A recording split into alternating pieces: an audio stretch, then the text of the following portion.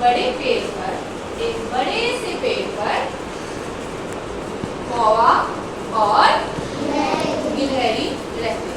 दोनों में बहुत दोस्ती थी, दोनों में बहुत दोस्ती। एक बार कौवे ने कहा, गिलहरी चलो दोनों मिलकर फसल उगाते हैं, खेती करते हैं। दोनों में इतनी दोस्ती थी कि दोनों फसल उगाने के लिए तैयार हो गए।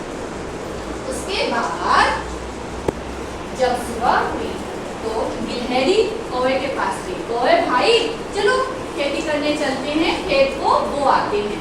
तो कौवे ने क्या जवाब दिया? कौवे ने जवाब दिया, तू चल मैं आता हूँ, छुपड़ी रोटी खाता हूँ, डाल पर बैठा हूँ, काऊ काऊ करता हूँ। गिलहरी ने कोई जवाब नहीं दिया और अकेले ही फसल बोने के लिए चली गई। खेती में खेत को की जुताई की और बीज बोकर आ गई। उसके बाद दोबारा से गिलहरी कौवे भाई के पास गई तो देखा कौवा सो रहा है, इतना आलसी है कि वो सोया हुआ है। तो गिलहरी ने कहा, कौवे भाई मैं खेत में जुताई कराई हूँ और अब बीज बोने का टाइम आ गया है, चलो बीज बो आते हैं। तो कौवा फिर से क्या जवाब देता है? तू चल मैं आता हूँ, छुपड़ी रोटी खाता हूँ, हरी घास पर बैठा हूँ, काऊ काऊ करता हूँ।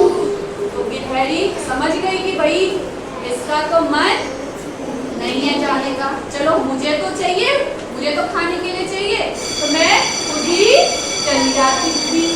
गिलहरी गई, बीज बो आई और उसके बाद दोबारा से किसके पास गई?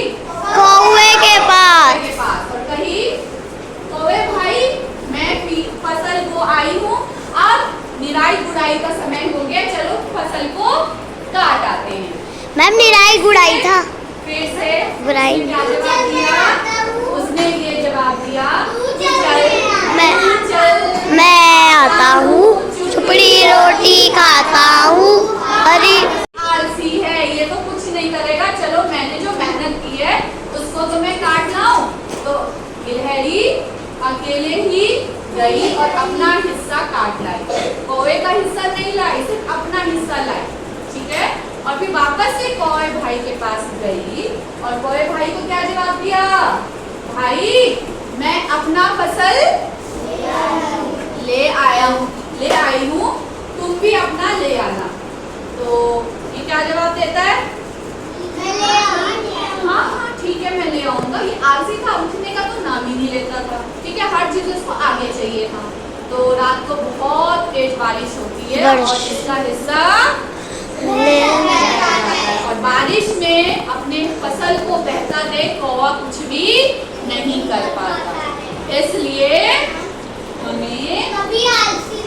हमें आलस्य नहीं करना चाहिए। आलस्य करने से हमारा सब कुछ नष्ट हो जाता है। क्या हो जाता है? नष्ट।